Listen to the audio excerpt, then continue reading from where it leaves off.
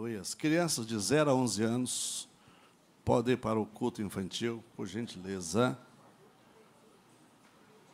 Aleluias. Quantos passaram um dia abençoado aí? Coisa boa.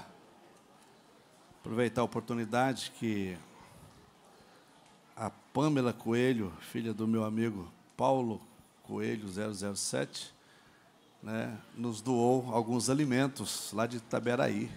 Obrigado, Pâmela. Deus te abençoe, no nome de Jesus. Aproveitando a oportunidade, apenas reforçar alguns avisos. No próximo final de semana, nós vamos ter... Na sexta começa aqui a nossa vigília. Por favor, não faltem.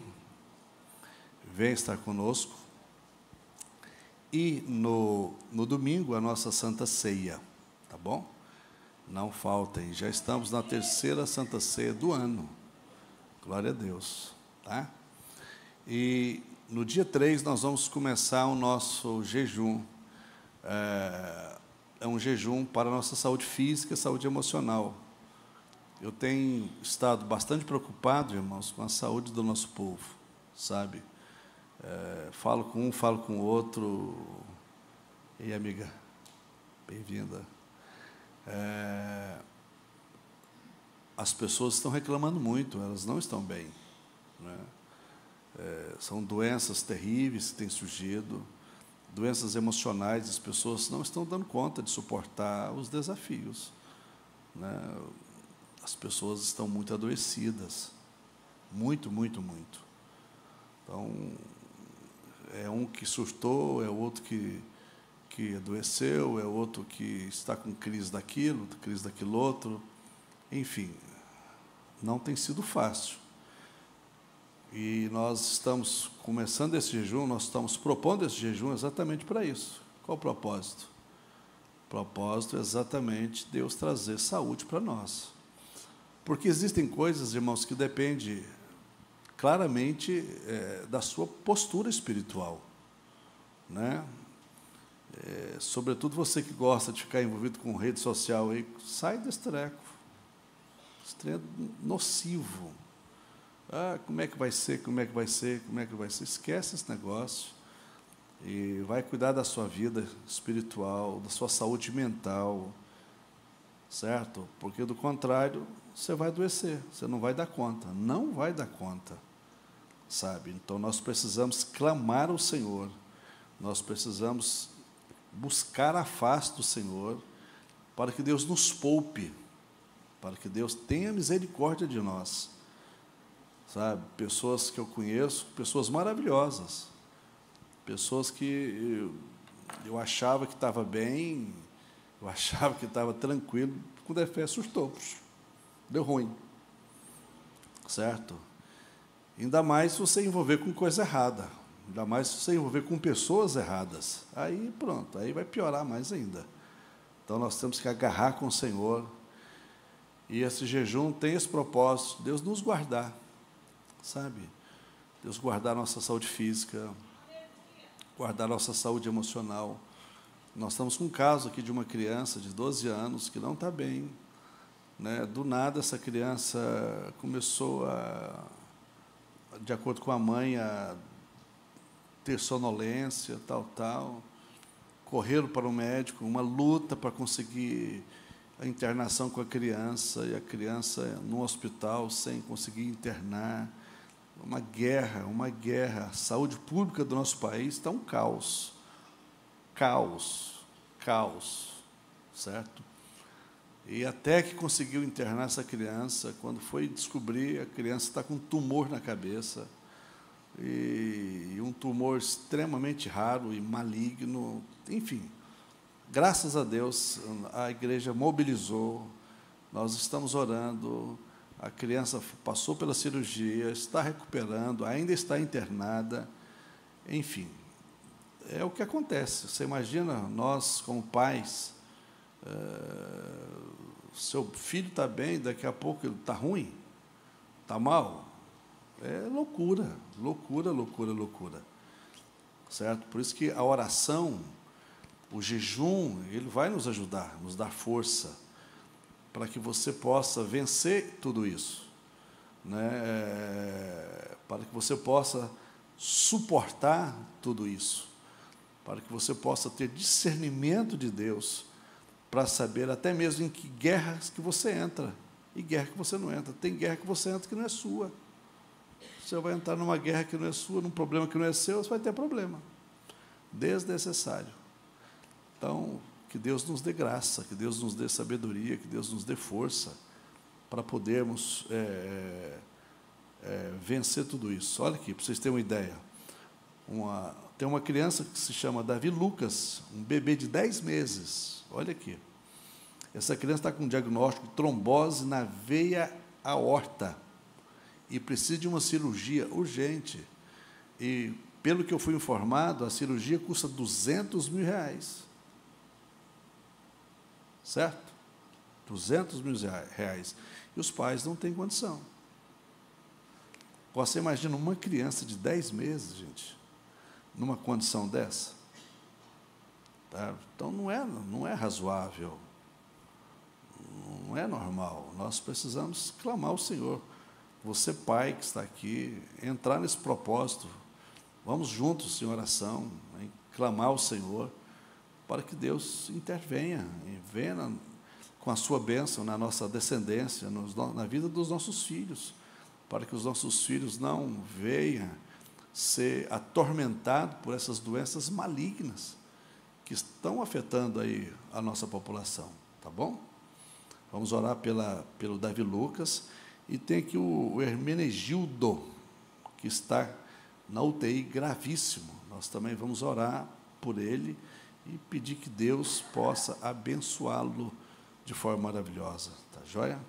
Curva sua cabeça. Pai, nós oramos pelo Davi Lucas, que o Senhor intervenha nessa situação. É uma criança, Senhor, que está com uma trombose na veia aorta, que o Senhor visite essa criança.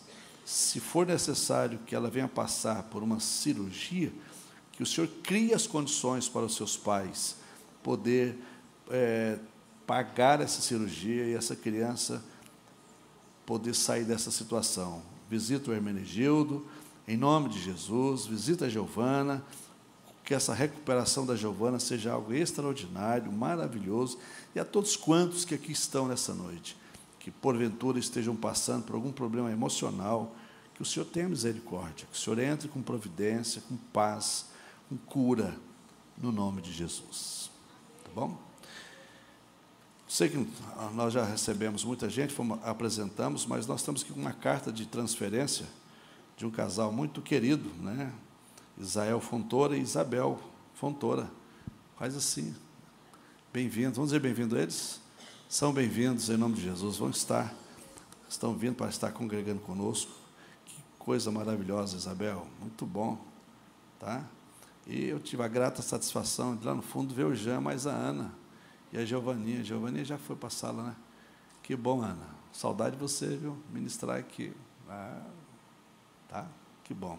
Abra sua Bíblia, por favor. 1 Samuel, capítulo 16.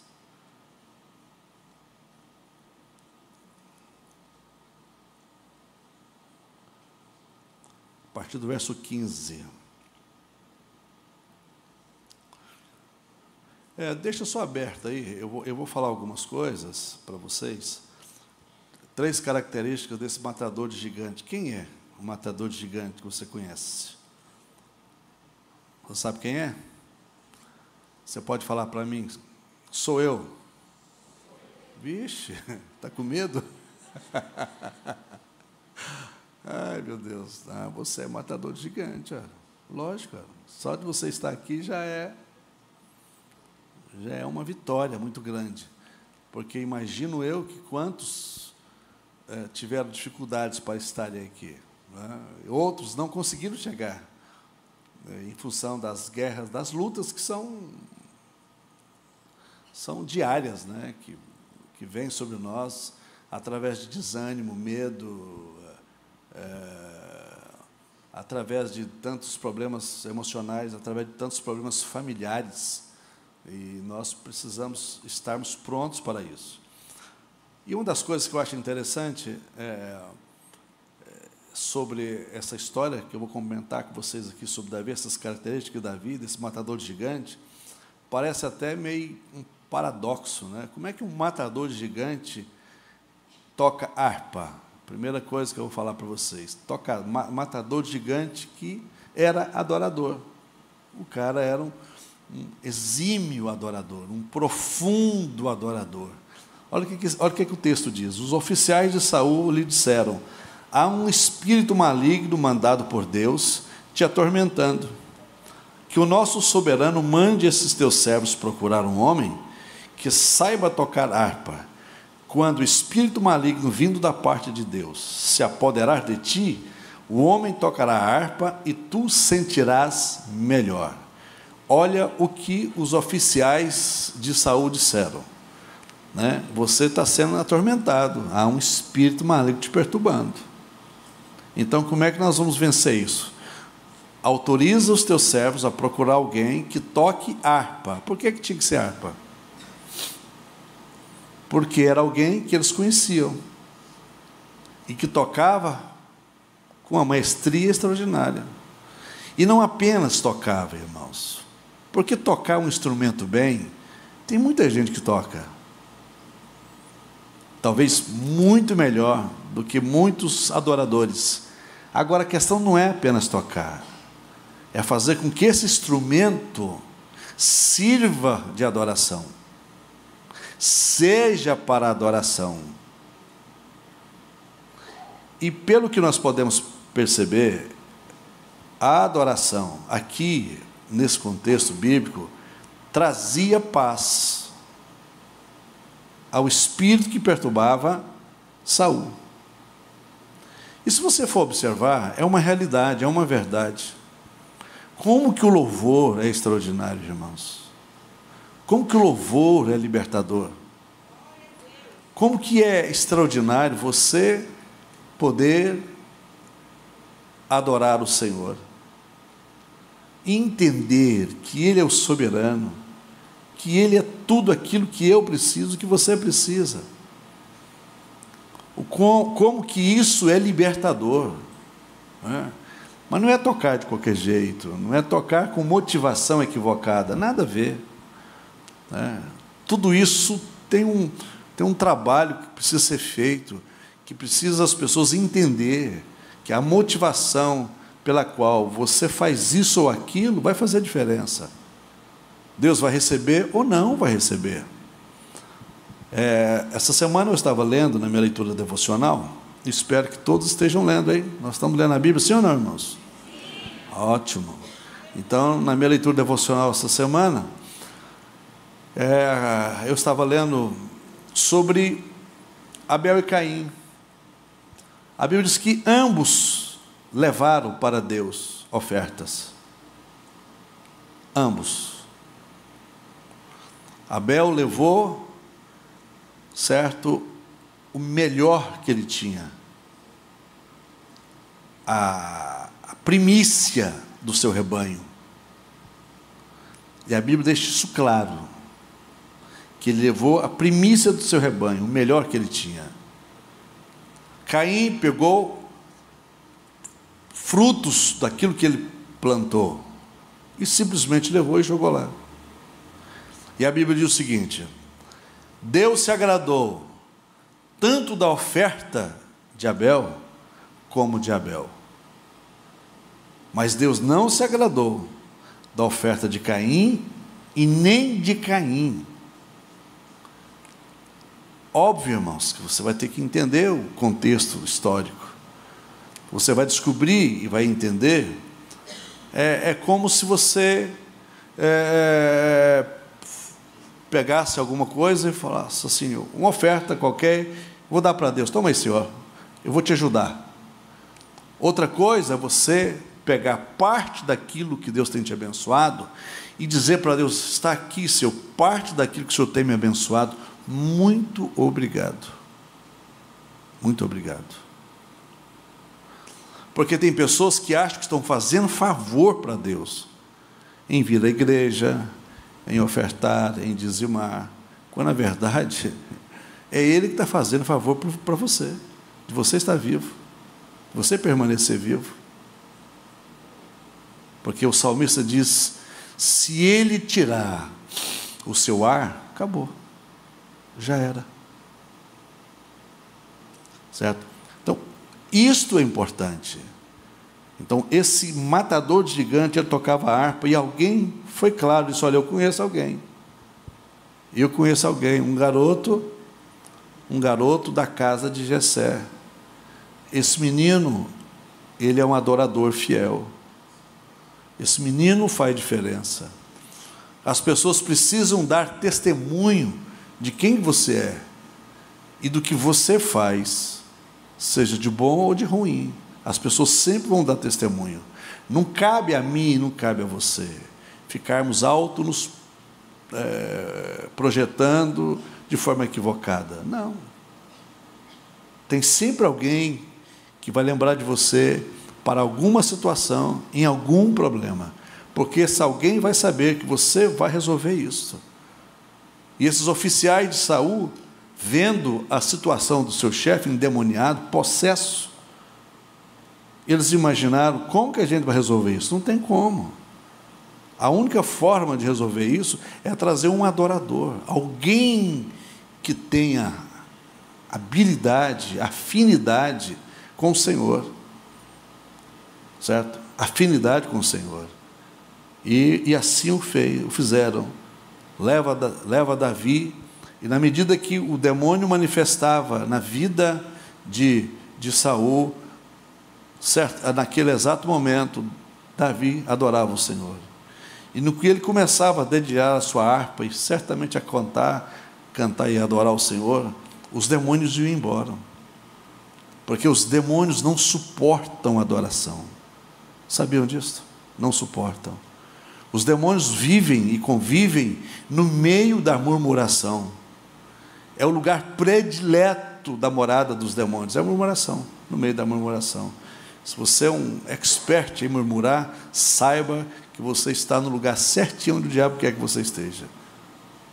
Mas quando você entende a arte da adoração, em meio às piores circunstâncias, o diabo não consegue resistir, porque ele sabe que a adoração agrada a Deus, toca o coração de Deus, de tal forma que vai fazer diferença.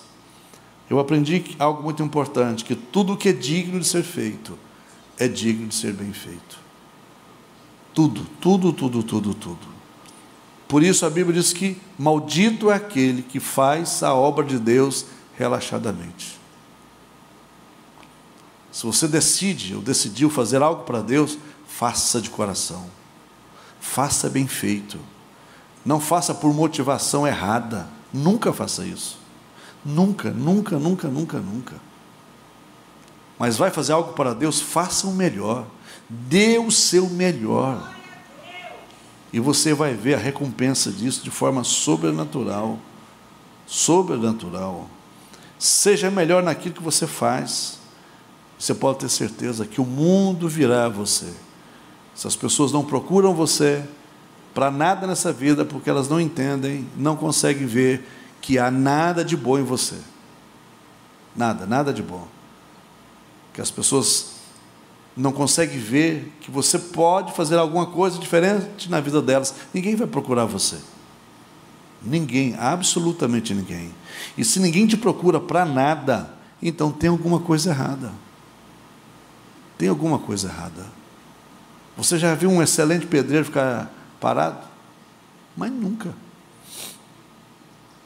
Profissionais de alta qualidade, não fique parado. Ele escolhe o que ele vai fazer. Ele escolhe para quem ele vai trabalhar. Certo? Sam Walton, o fundador do Walmart, que falou isso. Seja o melhor naquilo que você faz e o mundo virá atrás de você. Fato. Isso é fato. Por isso você não pode fazer as coisas de qualquer jeito. E a Bíblia já deixa isso claro. Não faça de qualquer jeito para Deus, porque é considerado maldito. As pessoas querem fazer as coisas de qualquer jeito, de qualquer maneira, como se Deus precisa de nós.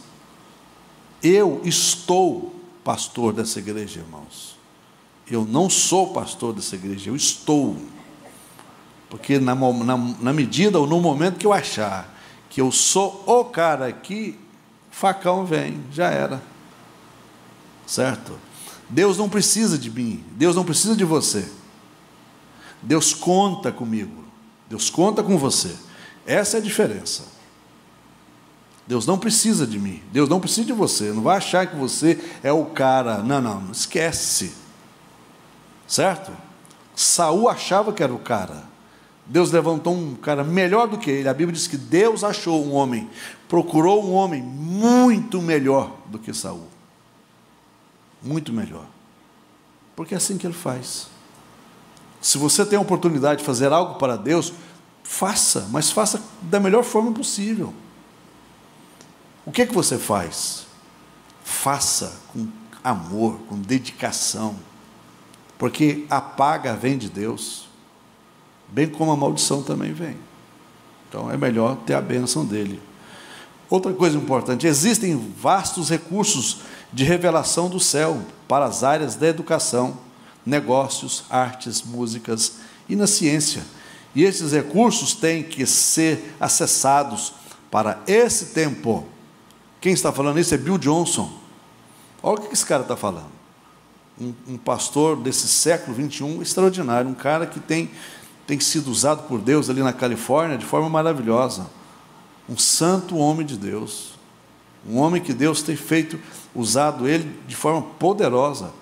Nossa cidadezinha pequena, a igreja dele tem mais gente do que os habitantes da cidade. Esse cara está falando assim: existem vastos recursos de revelação do céu em áreas como educação, negócios, artes, músicas e na ciência. E ele está dizendo o seguinte: esses recursos precisam ser acessados hoje, agora, para esse tempo. Então, busque isso em Deus. Qual que é a área que você vai entender? Qual que é a área a qual você entende que Deus vai te abençoar?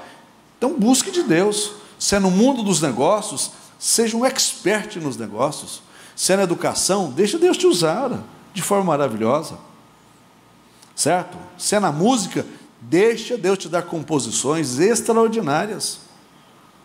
Se você toca, deixa esse violão, seja o que for que vocês tocam, esse instrumento ser um instrumento divino.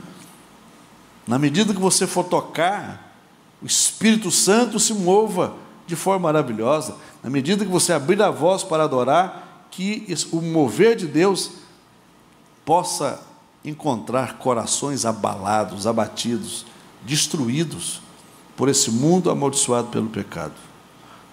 E Bill Johnson fala o seguinte, continua falando: Deus designou sua mente para ser uma das mais sobrenaturais e poderosas ferramentas do universo. Olha bem, hein? Deus designou sua mente para ser uma das mais sobrenaturais, poderosas ferramentas do universo. Mas precisa ser o quê? Santificada, entregue ao Espírito Santo para que você possa realizar seus desígnios, suas ideias criativas e planos em vida diária. Sua mente santificada pelo Senhor vai cumprir o desígnio de Deus, mas a sua mente tomada pelo diabo vai ser uma desgraça, vai ser um inferno. Certo? Você não tem noção o que o homem na mão do diabo é capaz de fazer. Vira monstro. Mas o homem na mão de Deus é um matador gigante, é algo extraordinário. Isso é importante para nós.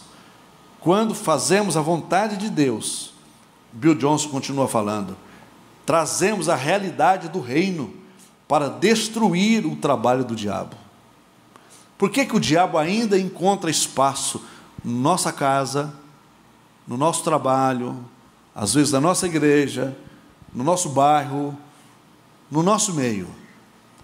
Porque nós ainda não estamos conseguindo trazer a realidade do reino de Deus para onde nós estamos. Porque não tem como Satanás prevalecer na sua casa quando você, pai, marido que está aqui, mulher de Deus que está aqui, você traz o reino de Deus para dentro da sua casa. O diabo não tem condição de agir, ele não vai acessar, ele não vai ocupar o espaço que ele acha que tem que ocupar, não vai. Se ele ocupa espaço na sua casa, é porque você ainda não está acessando o reino de Deus para dentro da sua casa. Mas quando você faz isso, as coisas mudam. Porque uma coisa você precisa entender claramente: você pode ter poder, você pode conseguir poder na vida, através de dinheiro, através de cargos importantes, enfim, você pode conseguir tudo isso. Mas a autoridade, a autoridade só vivendo uma vida de hegemonia com o Senhor, uma vida de oração com o Senhor, de santificação com o Senhor. Poder destrói o demônio? Não. Poder destrói as obras do diabo? Também não. Poder vai fazer com que o mal espiritual afaste de você? Nunca. Nunca, nunca, nunca. O que vai fazer que os demônios saiam da sua vida e da sua casa, dos seus negócios? Autoridade. Autoridade. Autoridade. Quando você tem autoridade, quando você usa a autoridade divina que está sobre a sua vida e que está à sua disposição, os demônios não têm como acessar a sua vida, a sua história, a sua casa. Não, não tem mesmo. Não pode. Não pode. Uma das coisas que eu tenho procurado fazer aqui nessa igreja é exatamente isso aqui. Não deixar que Satanás tenha domínio nessa igreja. Certo? Através de quê? Através da autoridade que Deus tem dado a mim. E como é que eu conquisto essa autoridade? Vivendo uma vida de santificação, de separação. Porque na medida que eu inventar, mexer com o pecado, envolver com o pecado, abraçar com o pecado, eu posso até ter poder. Essa igreja pode desciplicar. Essa igreja pode centuplicar. Essa igreja pode se tornar uma igreja de 100 mil membros. Entrar milhões e milhões de reais nessa igreja. Eu posso ter muito poder, mas eu não vou ter autoridade. Quem vai estar dominando essa igreja vai ser os demônios. Quem vai estar dominando as pessoas serão os demônios. Os demônios vão trazer dano em todos os ministérios. Os demônios vão trazer dano nas famílias. Os demônios vão trazer dano no meio das crianças. É assim que vai acontecer. É assim que acontece. Porque é a autoridade que você precisa e que você ainda não acessou, porque você está vivendo uma vida de qualquer jeito. E não pode. Esse matador de gigante, ele era um tocador de harpa. Ele era um adorador. Mas ele vivia Deus. Certo? Quando você vai ver a história desse cara, você vai pesquisar, você vai ler os salmos, você fica encabulado de ver que nível de intimidade que esse cara tinha com Deus. E segunda característica desse matador de gigantes, ele era poeta, né? Ele escrevia poesias, ele escrevia salmos. Olha que coisa maravilhosa. Dos 100 salmos que consta seus autores, Davi é responsável por 73 salmos. 73 salmos. Para Davi, os salmos eram o momento mais sublime entre ele e o Criador. Na medida que ele compunha e escrevia os seus salmos, Davi desnudava a sua alma em capela. O cara, ele se lançava diante de Deus. Ele se deleitava diante de Deus. Ele se jogava diante de Deus de forma extraordinária. Ele não tinha reservas. Salmo 51, verso 4: contra ti, só contra ti pequei e fiz o que tu reprovas. De modo justa é a tua sentença, e tens razão em condenar-me. No momento que ele pecou contra Betseba, ele foi confrontado pelo profeta Natã. Ele tinha autoridade, poder para mandar matar Natã na hora. E Natã, antes de ir falar com ele, a pedido de Deus, Natã se resguarda em Deus. Fala: Senhor, e aí? O cara lá é poderoso. E Natã vai amando de Deus. E Natã confronta Davi. E no que Davi é confrontado pelo seu pecado, a Bíblia diz que ele cai prostrado diante do profeta e diante de Deus. Davi não arruma desculpa para o seu pecado. Davi não arruma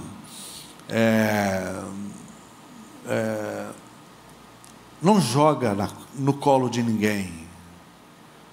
Davi não disse: mas Senhor, aquela abençoada da Betseba, por que ela tinha que tomar banho com a janela aberta?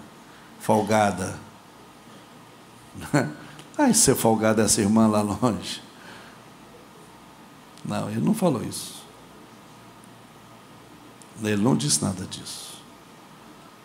Ele fala o seguinte: contra ti pequei e fiz o que tu reprovas. Olha o que o cara está falando.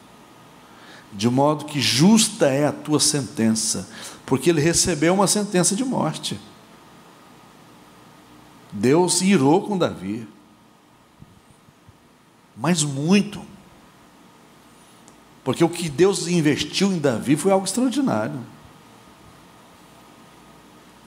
Mas Davi falou para Deus: a sua sentença é justa, e o Senhor tem razão em me condenar. O Senhor pode fazer de mim o que o Senhor quiser fazer. Aleluia. Salmos, ele compôs. Salmo 31, verso 17: não permitas que seja humilhado, Senhor, pois tenho clamado a Ti. Em situação que ele estava sendo provocado, em situação que ele estava sendo humilhado pelos seus adversários, o cara vai e escreve um salmos. Salmo 34, 19: o justo passa por muitas adversidades, mas o Senhor o livra de todas. Aleluia. Você tem passado por muitas adversidades? Olha o que o salmista está dizendo: o justo, o Senhor a livra de todas. Salmo 104, verso 27 a 30. Ele diz: todos eles dirigem seu olhar a Ti, esperando que lhe dê o alimento no tempo certo. Tu lhe dás, e eles o recolhem. Abres a Tua mão e saciam as coisas boas. Quando esconde o rosto, morrem e voltam ao pó. Quando sopras o Teu fôlego, eles são criados e renovas a face da Tua terra. Esses salmos foram compostos por Davi. E a intimidade, o poder das palavras que esse cara usa, a riqueza de detalhes que esse cara usa na sua relação com Deus, mostra e comprova a intimidade que ele tinha com Deus. A intimidade. Certo? Quando é que você confirma e comprova a intimidade de um casal? Pela riqueza de detalhes que eles têm um para com o outro. Fora isso, apenas vivem juntos. Até Pai do Senhor dá. Pai do Senhor, irmã, Pai do Senhor, irmão. A senhora está bem. Mas a riqueza de detalhes é outra coisa. Gera intimidade. Esse cara tinha intimidade. E olha o que alguns homens no passado disseram sobre os salmos. O monge Basílio Magno, no século IV, disse: os salmos são um compêndio da teologia, de toda a teologia. Os salmos são um compêndio de toda a teologia. Lutero, século XVI, diz: os salmos são uma mini-bíblia e o sumário do Antigo Testamento. Melanchthon, na mesma época de Lutero, disse que os salmos são a mais elegante obra existente no mundo. Eita, hein? João Calvino, 1557, disse em Genebra que os salmos são a anatomia de todas as partes da alma. E é a verdade. Aprenda a escrever salmos, ok? E como é que você aprende? Nas suas mais intensas orações, nos seus mais momentos sagrados com Deus, nos seus mais momentos íntimos com Deus, sejam eles de luta, de dor, de sofrimento, ou mesmo de alegria. Você vai aprender a escrever salmos maravilhosos. E a terceira característica desse adorador, desse matador de gigante, é adorador sensível. Adorador sensível. Mesmo momento que o cara tinha a capacidade de fazer com que a cabeça de um gigante fosse cortada, era a mesma capacidade que o cara tinha de se dobrar-se diante de Deus e escrever tudo isso aqui, ó. Tem misericórdia de mim, ó Deus, por teu amor, por tua grande compaixão, apaga as minhas transgressões, pois eu mesmo reconheço as minhas transgressões e o meu pecado sempre me persegue. Olha que habilidade, irmãos. Porque quando Davi está falando aqui sobre os pecados que ele reconhece, ele não está dizendo que ele viu o pecado em A, B, C e D, porque é muito fácil você ver e reconhecer pecado no outro. Agora, o importante não é isso. O importante é você ver esses mesmos pecados em você.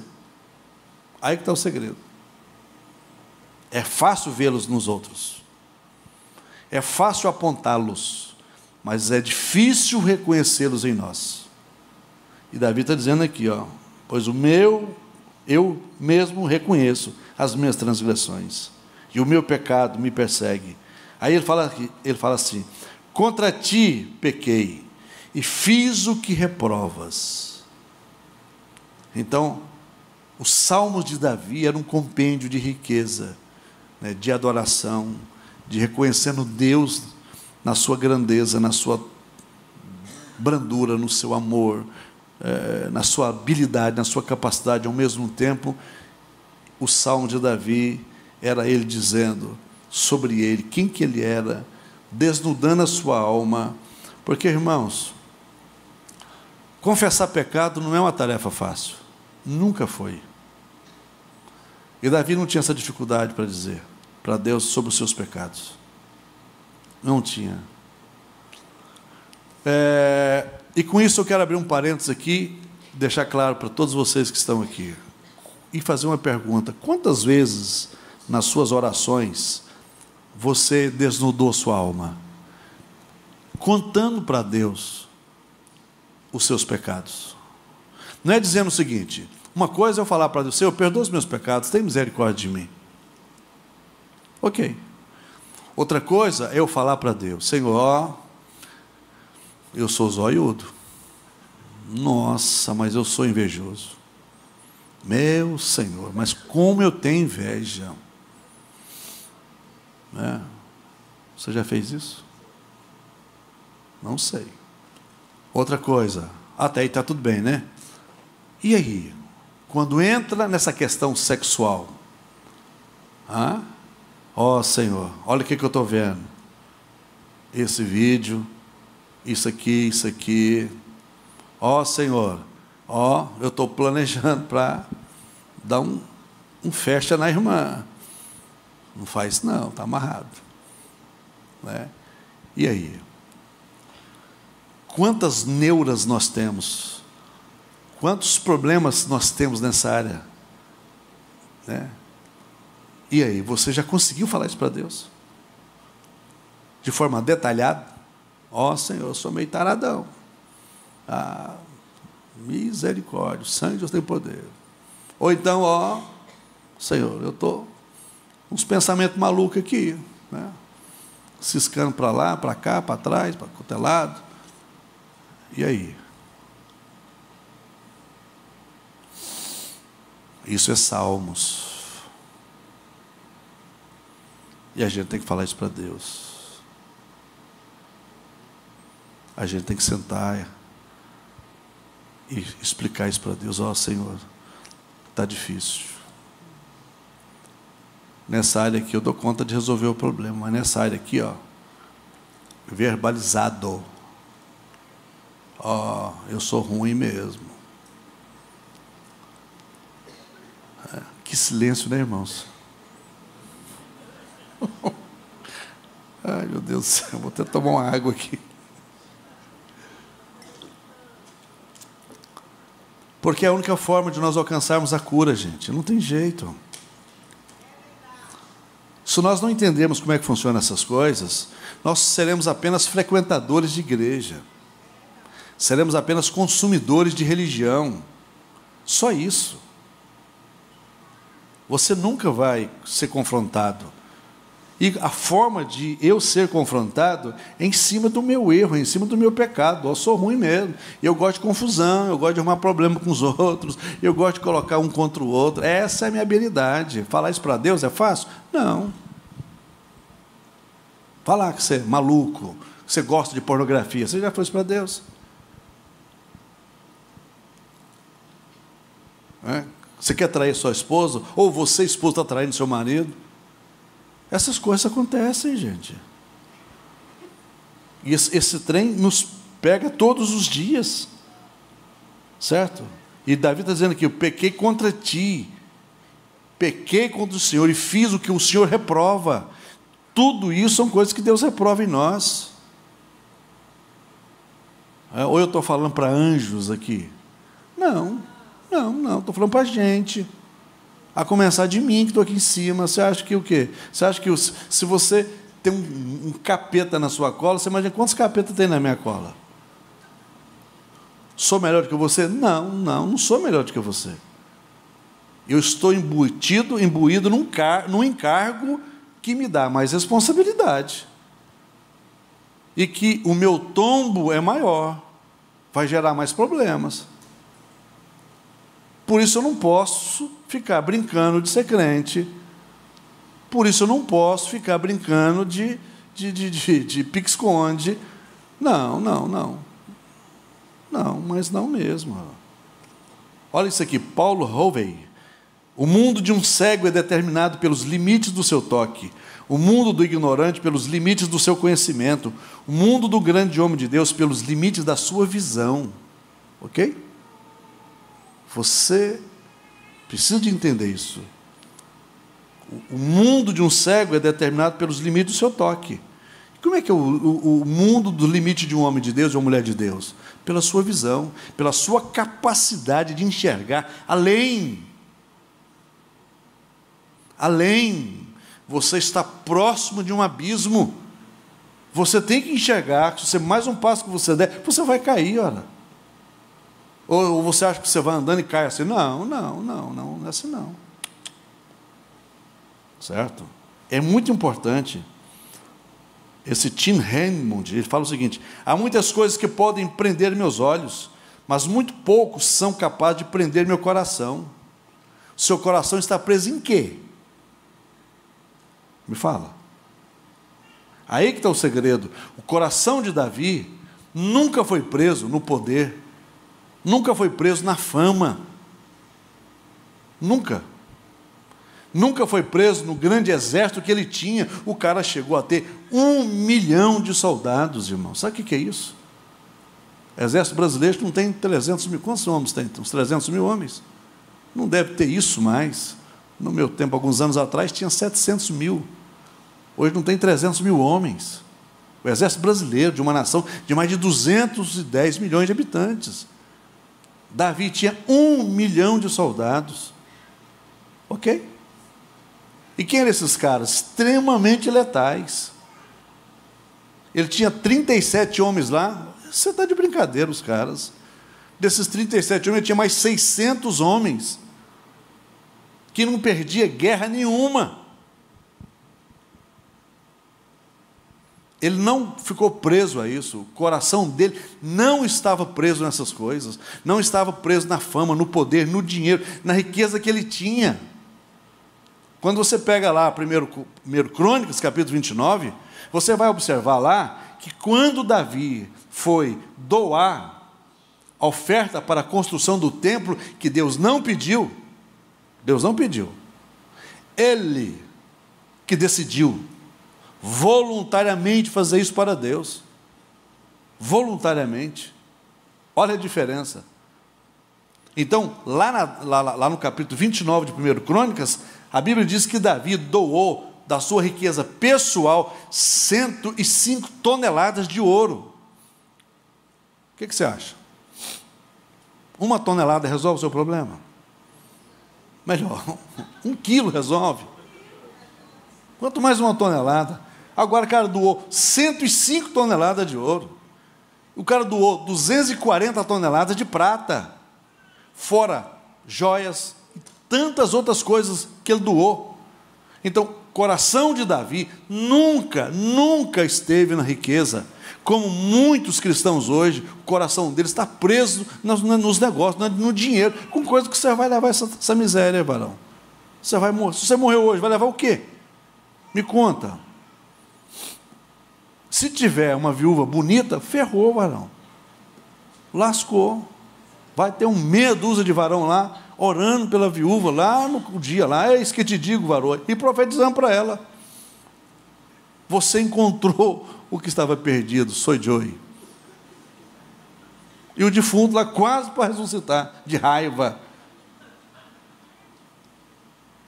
Então, o que faz diferença na sua vida? A sua habilidade de servir a Deus, de amar o Senhor, sem que o seu coração se divida com nada desse mundo.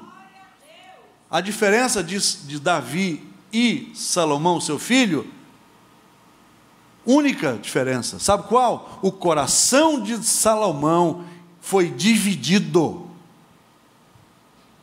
O coração de Salomão permitiu seu coração ser dividido com riqueza, com mulherada, com poder, com fama, etc. O coração de Davi nunca foi dividido. Inteiro diante de Deus. Inteiro. A começar quando Deus manda o edito de morte para ele. Ele ia morrer naquele dia. O arrependimento de Davi foi tão extraordinário, o coração do cara foi tão quebrantado diante de Deus, que Deus falou para ele: hoje você não morrerá, mas a consequência vai vir. E ainda assim, ele diz para Deus: eu mereço a justa condenação que o Senhor está dando para mim. E aí você está passando por um probleminha de nada, machucou o dedo, né? O carro bateu, Senhor, o que está acontecendo? Está amarrado, capeta, misericórdia, não sei o quê, uma murmuração do inferno. E isso mata. Você não tem noção quanto isso fere Deus. A murmuração. Você não tem noção o que a murmuração é capaz de destruir o ser humano. Então vamos glorificar a Deus. Vamos adorar a Deus. Que o seu coração não se divida com nada. Absolutamente nada. Sobretudo no vil capital. Dinheiro. Dinheiro tem destruído os coitados irmãos da igreja. Certo? Martim Lutero falava uma coisa interessante. Ele falava assim: quando um crente fica rico, de duas uma acontece: ou o diabo ganha um tolo, ou Deus ganha um parceiro. Olha o que o cara falou. Você é o quê? Te pergunto. O que você é? Você é tolo ou você é parceiro de Deus? Talvez você ache que é parceiro, mas não é. Talvez você pense que é parceiro, mas não é. Porque muitas pessoas acham que Deus vive de esmola. Você está de brincadeira, né? Não, Deus não precisa de esmola sua, nem minha, de ninguém. Não. Ou você dá o melhor para Deus, ou então não resolve nada.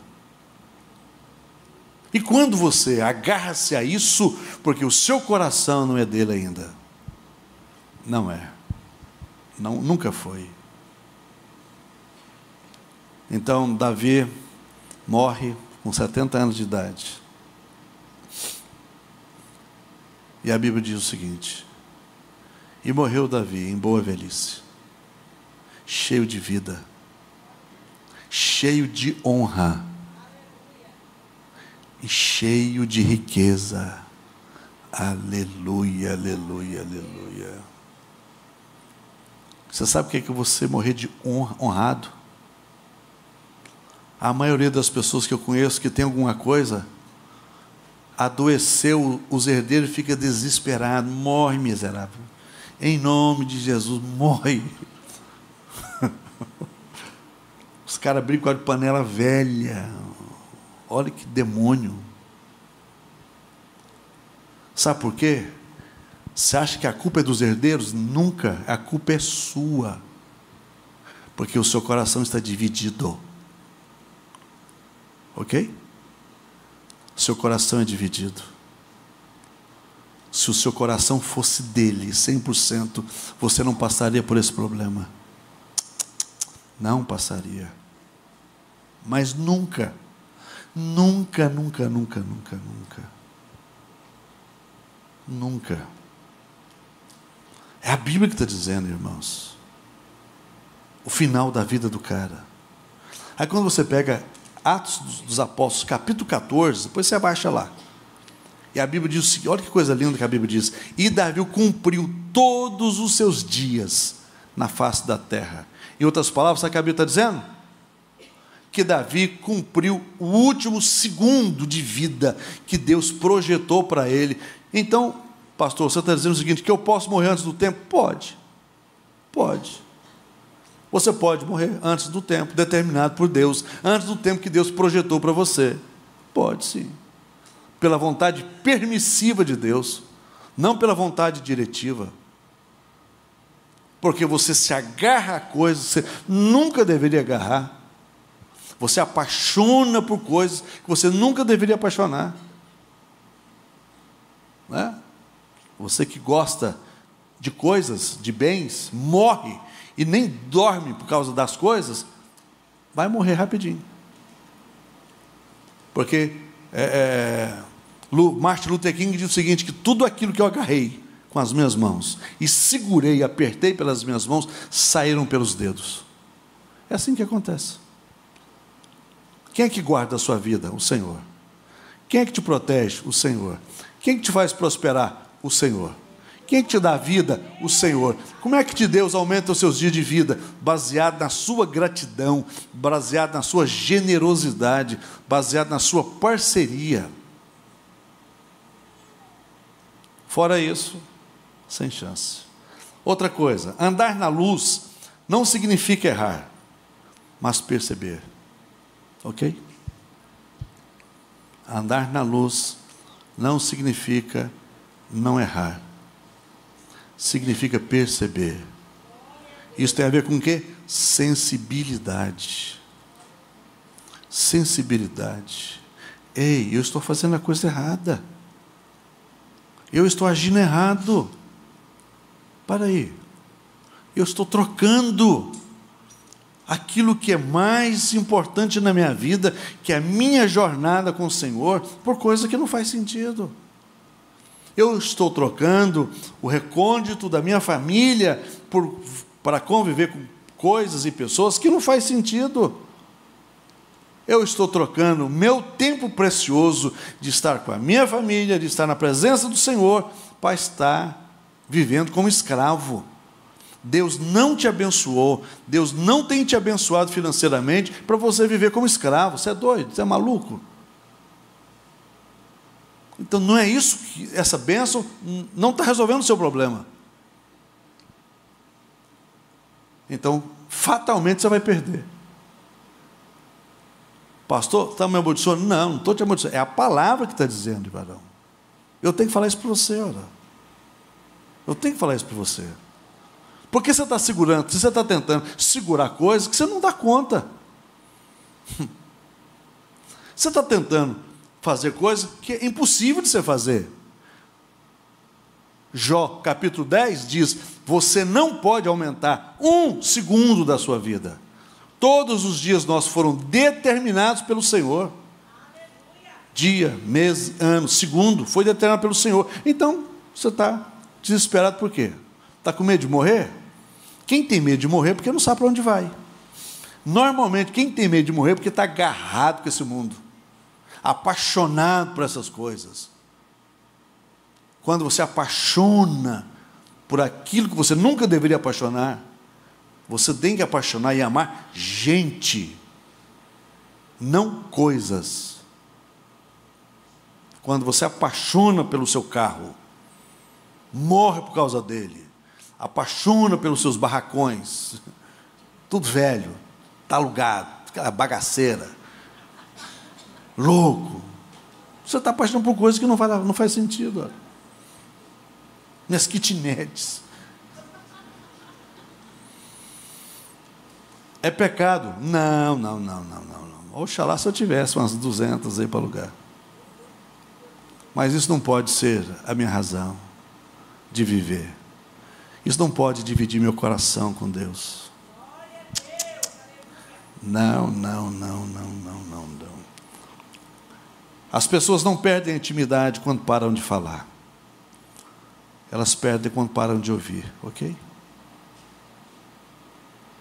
Davi era um ouvinte. Ele sabia ouvir Deus. Diferentemente de Saul, que não dava ouvido a Deus. Deus falava com Davi, Davi parava tudo. Tudo. Um cara que tem 1 milhão de soldados no seu exército, o que vocês acham? 1 milhão de soldados. Um cara que tinha o comando, o domínio de todas as nações da época. Todas as nações da época prestavam serviço a ele e levava anualmente riquezas para ele. Ok? E imagina como era a agenda do homem. Consegue imaginar? Ainda assim, ele tinha tempo para compor salmos.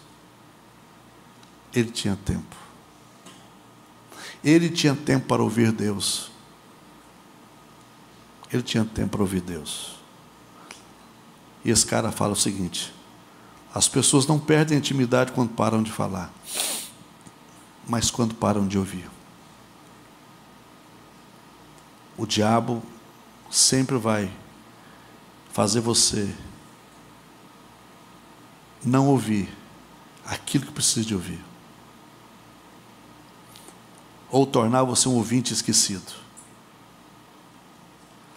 E eu quero finalizar dizendo o seguinte: nenhum homem, grava isso, é maior que a sua vida de oração. Nenhum homem é maior do que a sua vida de oração. Quando, em via de regra, você divide o seu coração com o mundo, com as coisas desse mundo, é porque você não consegue mais orar. A maior reclamação de Paulo foi com Demas. Demas me abandonou, amando o presente mundo. Ele me abandonou. E o mundo, irmãos, é tudo isso de atrativo que nós temos. Disneylândia, Disney World, prédios, Dubai. Já foi em Dubai? Vai lá para você ver. Se for careca, põe peruca, senão vai sapecar. Que coisa linda. Que prédios. Você, irmã, eu aconselho você juntar um dinheirinho em Dubai. Tem um shopping lá que gasta 7 dias para você andar nele. Você imagina? Você com dinheiro, você fica 7 dias sem dormir. Ok? Mas ouça, nada disso Absolutamente nada disso é maior do que a sua vida de oração. Nada disso. Quando você passa a ter uma vida de oração, todo esse desânimo seu, todo esse espírito de crítica que você tem, todo esse espírito de avareza que te perturba, que te persegue, vai embora. Sabe por quê? Porque nada é nosso. Tudo é dele. Tudo é dele. E eu fui feito para ele. Você foi feito para ele. Bora, turma, pode subir. Nós fomos feitos para ele. Aleluias. Nós vamos cantar uma canção. E quando nós estivermos cantando essa canção, eu quero que você faça uma oração introspectiva.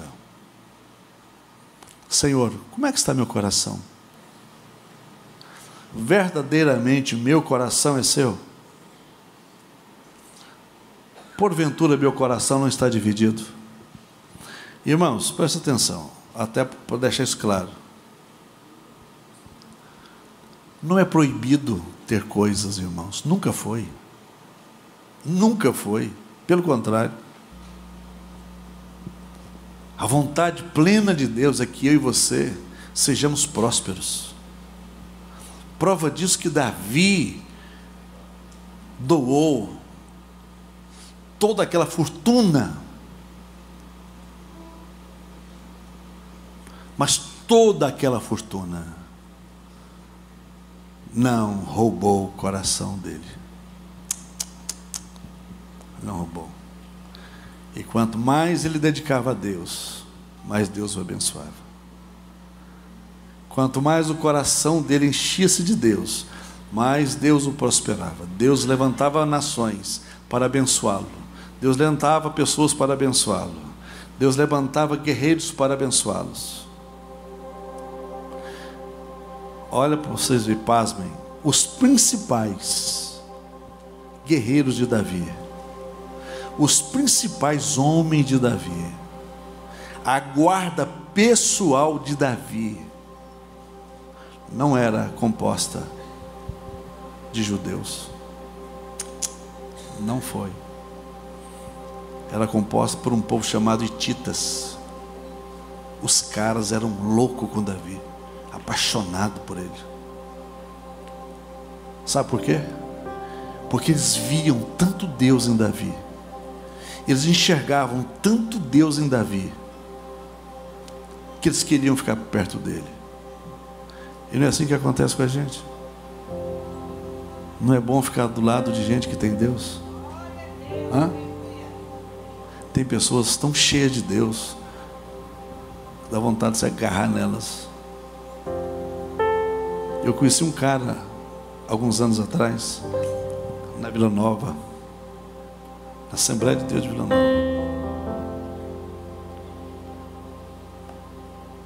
Esse cara chegava lá de bicicleta, pra você ter uma ideia. Era um morenão forte, morava ali no Novo Mundo. Chega, o Novo Mundo é top. Passou uma banda difícil, mas tem homem de Deus lá.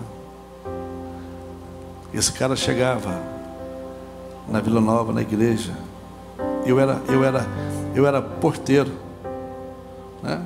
Os vasos estavam ali. Eu ficava na portaria da igreja. E esse cara chegava suado, mas o sorriso dele, 007, a cara dele, era como se fosse eu estivesse vendo um anjo. E eu nunca vi anjo, hein? O cara tinha tanta graça, havia tanta presença de Deus na vida da pessoa.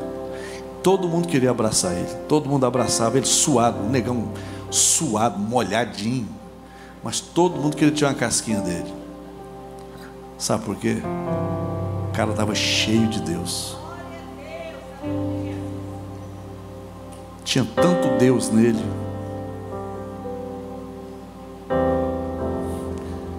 que as pessoas estavam um pouco preocupadas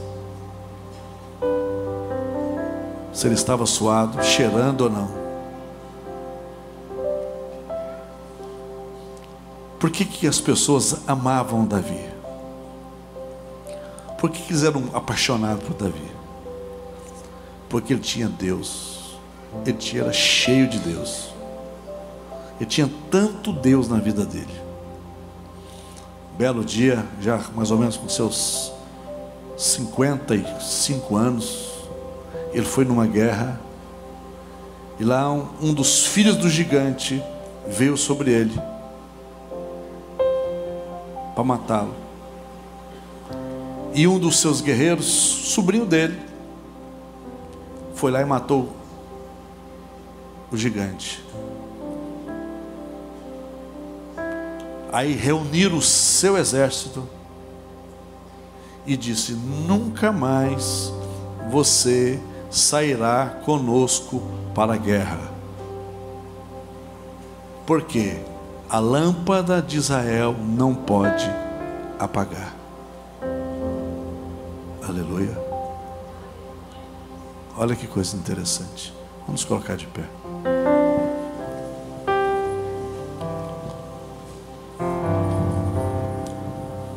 É a Ana de novo? Bem-vinda, Ana. Vamos adorar o Senhor.